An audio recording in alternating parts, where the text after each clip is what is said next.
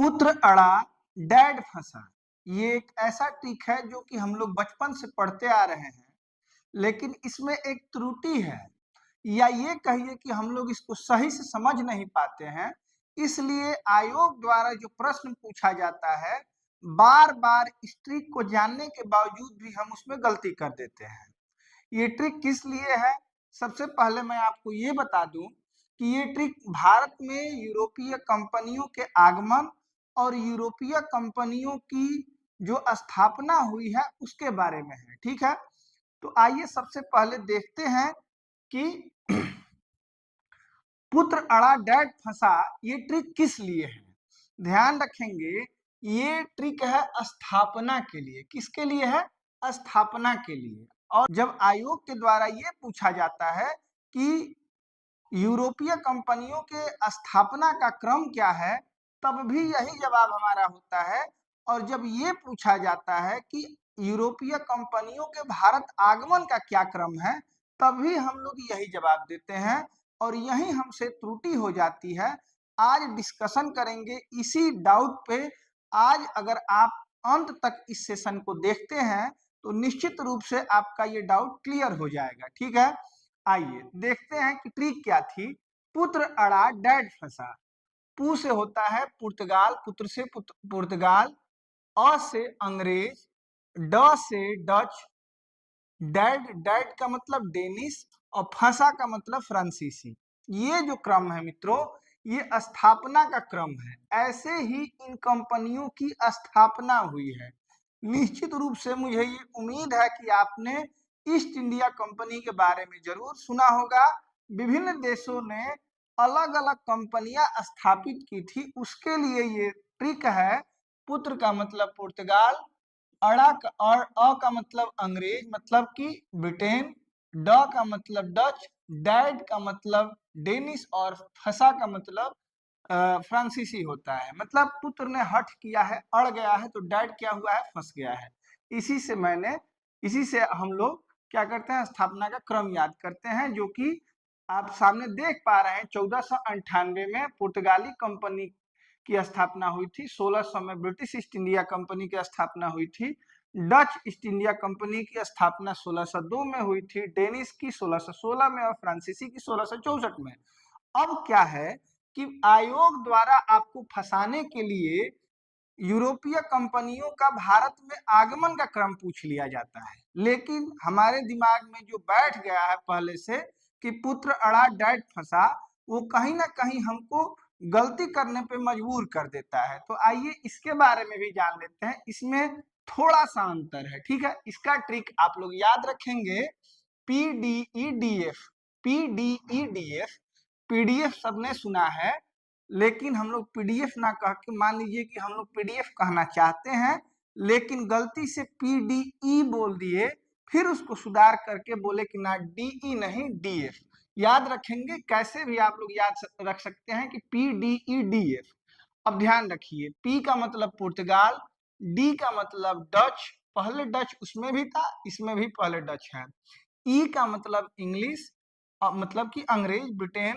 फिर डी का मतलब डेनिश, और सबसे लास्ट में फ्रांसीसी।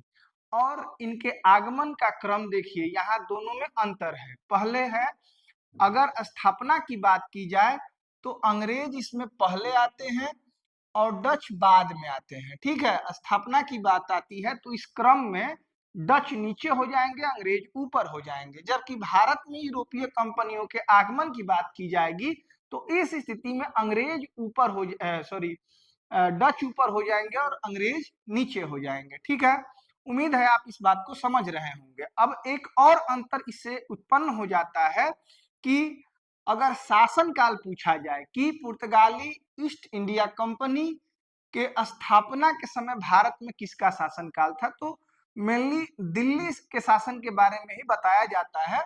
तो यहाँ आप याद रखेंगे कि सिकंदर लोदी का शासन था। 1498 में जब वास्को डी गामा भारत पहुंचा था, उसने भारत के समुद्री मार्गों की खोज की थी। उस समय भारत का शासक जो दिल्ली का था, सिकंदर लोदी था। ठीक है, उसके बाद 1600 ईस्वी में आप याद रखेंगे अकबर, मतलब मुगल शासक अकबर। 1602 ईस्वी में भी अकबर का शासन था।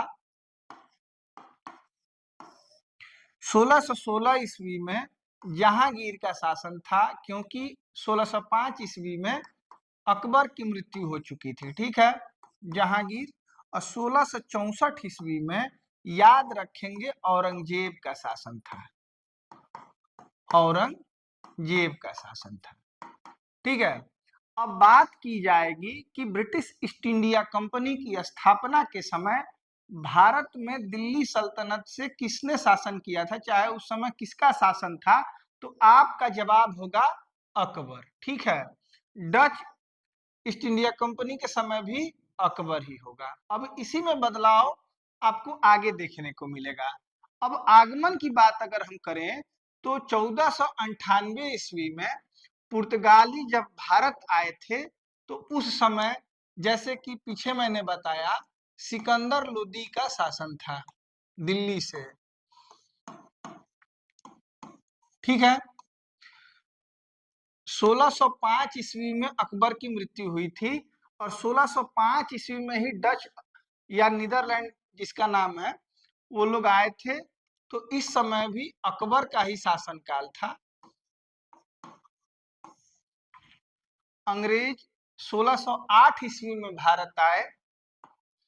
इससे पहले 1602 में जो मैंने 1600 में बताया, मैंने ईस्ट इंडिया कंपनी की स्थापना के बारे में बताया था। अभी मैं आपको आगमन के बारे में बता रहा हूं, तो ये डाउट आपको क्लियर हो जाना चाहिए, ठीक है। बार बार परीक्षाओं में फंसाने के लिए कभी आगमन पूछ लिया जाता है और कभी कंपनियों के स्थापना का क्रम पूछ लिया जाता है, ठीक है। अंग्रेज 1608 में 5 में अकबर की मृत्यु हो गई, तो बचा कौन आगे, तो जहांगीर की बात करेंगे, ठीक है। 1620 में भी जहांगीर ही रहेगा और 1664 में औरंगजेब हो जाएगा। मित्रों, कहीं कहीं पे ये 1664 की जगह पे 68 भी दिया गया है, तो आप डाउट में मत रहिएगा। 68 में भी औरंगजेब था और 64 में भी औरंगजेब ही था, तो आप इसको ध्यान रखिएगा कि ये क्रम यहाँ पे बदल जाता है आगमन और स्थापना में, ठीक है। उम्मीद है मेरी बातों को आप लोग समझ पाए होंगे। अगर आपको ये सेशन पसंद आया तो वीडियो को लाइक करें, चैनल को सब्सक्राइब करें, फेसबुक पे देख रहे हैं तो फॉलो करना ना भूलें। मिलते हैं आपसे अगले वीडियो में। हमारे साथ जुड़ने के लिए आपका बहुत बहुत धन्यवाद। नमस्कार।